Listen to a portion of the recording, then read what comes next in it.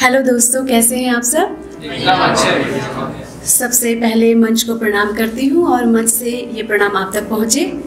और कविता शुरू करने से पहले एक भैया ने अभी बोला था कि प्रकृति के गीत गाता हूँ, तो प्रकृति के गीत से मुझे याद आए कवि सुमित्रा नंदन पंत जो कहते थे कि छोड़ ध्रुवों की मृदु छाया, तोड़ प्रकृति से भी माया, हे बाले तेरे बाल जाल में कैसे उलझा दूं मैं लोचन। तो प्रकृति के उसी सुकुमार कवि को याद करते हुए मैं आपको ले चलती हूँ प्रकृति की ओर, अपने पहाड़ों की ओर, जहाँ पहले से ही रोजगार के लिए कोई व्यवस्था नहीं थी और पहाड़ के जो पुरुष थे वो अक्सर फौज को ज्वाइन कर लेते थे, फौज में चले जाते थे। तो जो वहाँ की जो महिलाएं हैं वो उनके अनुपस्थिति में, अब्सेंस में कैसे उस घर को संभालती थी, कैसे वो अपने एकांत को जीती थी, तो उसी के मनोभावों को लेती हुई यह कविता है। आशा करती हूँ आप लोगों को पसंद आएगी।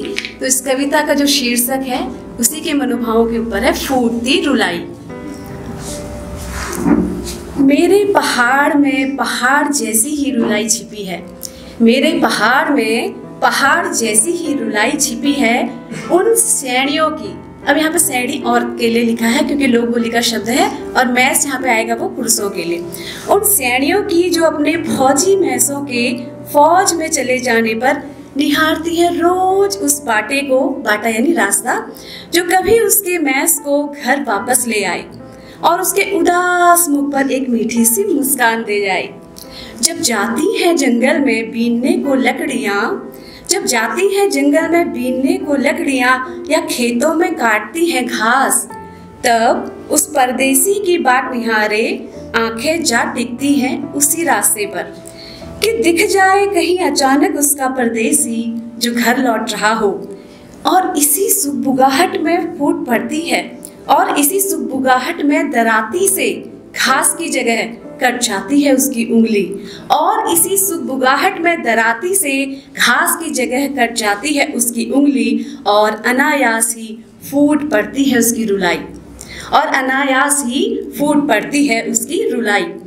इस रुलाई में जो दर्द है, इस रुलाई में जो दर्द है वह हाथ कटने का नहीं, इस रुलाई में जो दर्द है वह हाथ कटने का नहीं, उस फौजी परदेसी की गैर मौजूदगी का है जो हाथ में रची मेहंदी छूटने से पहले ही चला गया था सीमा पर, उस सैनी के मन को लेकर, उसके सपनों को लेकर और उसके पहाड़ी जीवन को लेकर।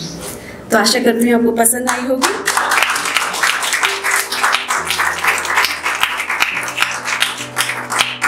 एक छोटी सी कविता, संध्या का समय है हमारे पहाड़ों में, हरिद्वार में आपको पता होगा गंगा आरती होती है, तो माँ गंगा को याद करते हुए, नमन करते हुए माँ के चरणों में समर्पित ये पंक्तियां। हे देव प्रिय हे माँ गंगे, हे देव प्रिय हे माँ गंगे, हम तेरे रंग में है रंगे, हम तेरे रंग में है रंगे।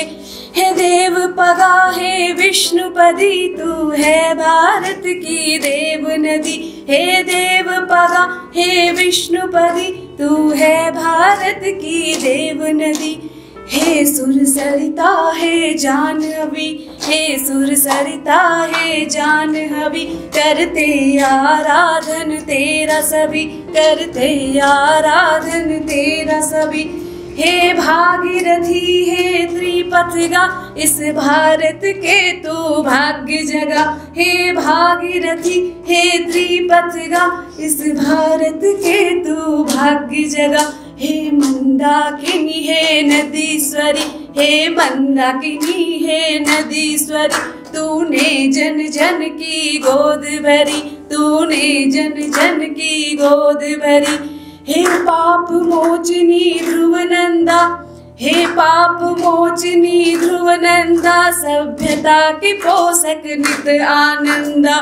हे अमर तरंगिनी स्वर्ण नदी, हे अमर तरंगिनी हे स्वर्ण नदी, अमरत्व की देवी तू वेगवती, अमरत्व की देवी तू वेगवती।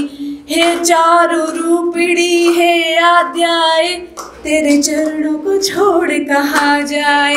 हे चारु रूपिणी आद्याय, तेरे चरणों को छोड़ कहाँ जाए।